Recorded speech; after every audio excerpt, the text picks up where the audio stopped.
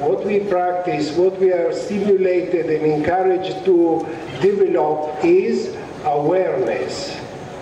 All the practices that Swami Satyananda has taught, from asana, pranayama, relaxation, yoga nidra, they are all techniques of awareness. If we read the 350 or so books and listen all the CDs, the yoga nidras and the meditations, you will hear many, many times the word awareness. If you attend a yoga class, you are being asked to be aware from the very moment that you enter the classroom or the hall. And it doesn't matter what or how you can perform, but be aware. We are trained in developing and expanding that awareness. And this awareness,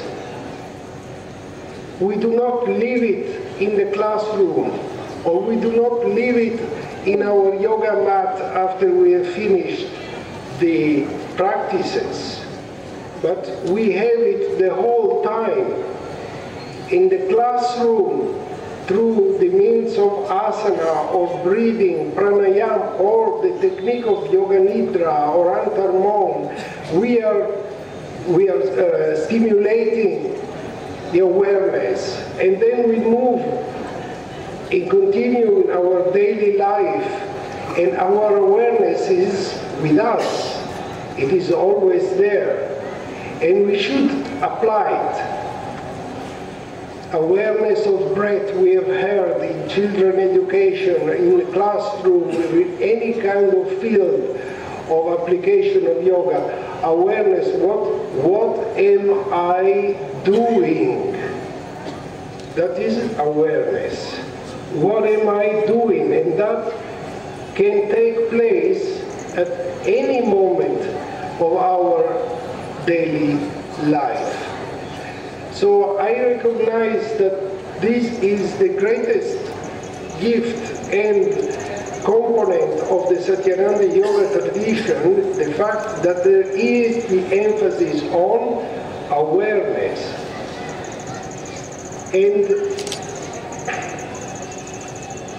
what is this awareness? I have to discover and explore about it a bit more, because by visiting different countries I found out that in different languages there is no word awareness. In some languages, mind, consciousness and awareness is only one word. So I have to think hard to explain what does it mean, what is awareness. And I got the answer by watching a documentary from BBC on the TV. There was some experiments being done on awareness of humans living in metropolitan conditions, metropolitan situations. The final statement of this documentary by eminent researchers is that you have the eyes and the eyes are open and you look, but if there is no awareness, you don't see. So awareness is the difference between looking and seeing. Awareness is the difference between hearing and listening. And they did an amazing research and experiment, and if Swamiji allows it, I would like to share this with you. And I've seen it done on this show, on this documentary. What they did is they used some actors in a very busy time of the day, like at the exit of a train station. They use some actors. One actor is dressed up as a tourist, a lost tourist, with camera and a map. And this stops one person that is flowing out, coming out from the station. And he goes there and says, please, some directions. And somebody stops to help him out, to give him some directions.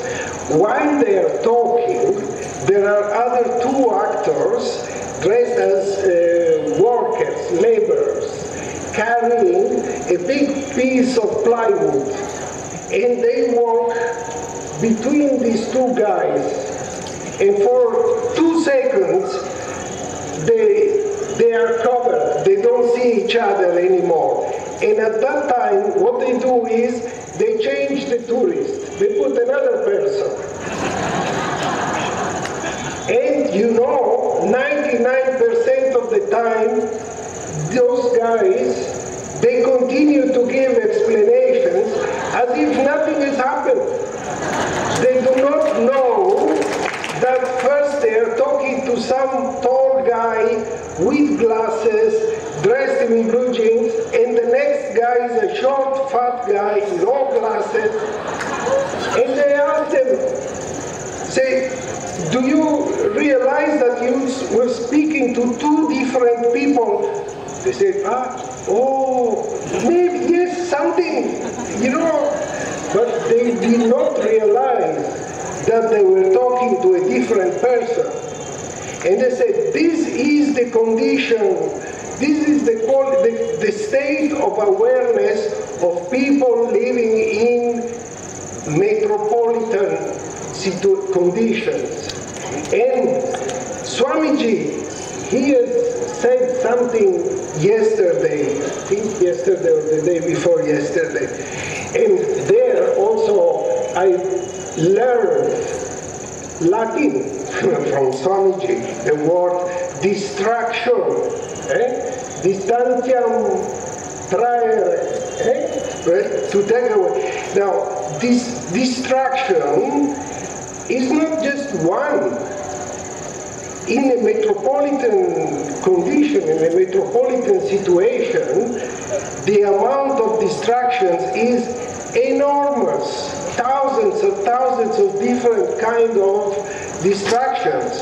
If you walk only 500 meters in a city, you will hear so many things and see so many things and drawn in so many different directions where they affect the condition and the state of awareness. They cause the awareness to be scattered. And it is through that we suffer stress and so many other things, so many other different kinds of diseases and ailments. Then we go to a yoga class or to an ashram and we are asked, become aware of your feet, become aware of your breath, become aware of your navel, become aware of what are you thinking, become aware what are you doing, what am I doing. And by that awareness is that we change our condition from the scattered, dispersive state to more centered and compact condition of state of being. And it has been also proved, I'm recently reading a very interesting book about the brain, and it is being found and it is stated that if you do something, whatever is done with awareness, then the brain and the brain mapping registers it at the proper place in relation to all the other areas of the brain, and you will not forget. It will stay there. It will become an experience. So this use of awareness and application of awareness is what I would say now is the main flag of the Satyananda Yoga tradition. And whether it is for health, whether it is for children in school, whether it is in prisons, whether it is for inner realization, that awareness is what it is utilized. And I am so glad and grateful for this tradition that has educated me in awareness. And please,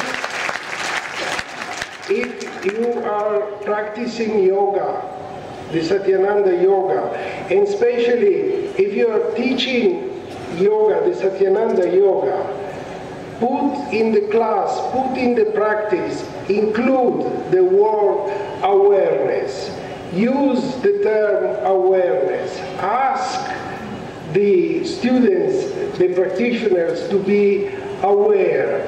And if you are practicing, whatever you are practicing of yoga, of this tradition, or any yoga, do it, practice it with awareness. What am I doing? What am I doing now? What am I experiencing now? And then that, it also say, will be useful in where am I going? Where am I coming from? Where am I going? What is my direction? Awareness of my aim in life, awareness of my dharma, awareness of what is my role, awareness of what is appropriate. And I would like to conclude with one instance, which is something that I have experienced recently here at Ganga Darshan. And Ganga Darshan, I tell you, is the most active place where awareness is exercised, and that happens at many, many, many levels. And this is the instance. In the bathrooms,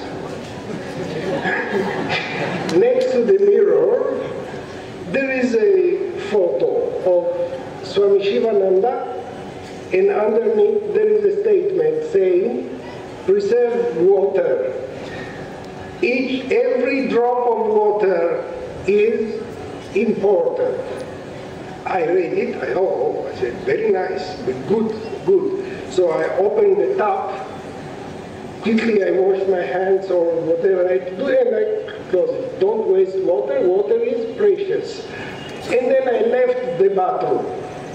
And after a few hours, I was at the tank getting the water, drinking water, the filtered water, and I put some water in my glass. I drank some.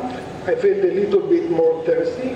I got a bit more, and I drank 2-3 sips, and some water was left in the glass. And instinctively, I was going to throw that water. But, my arm went like this, and then, whoo! I said, no, I brought it back. He said, no. That statement of water is not only in the bathroom. Why am I throwing this water now? And the same thing, the same thing is in the class.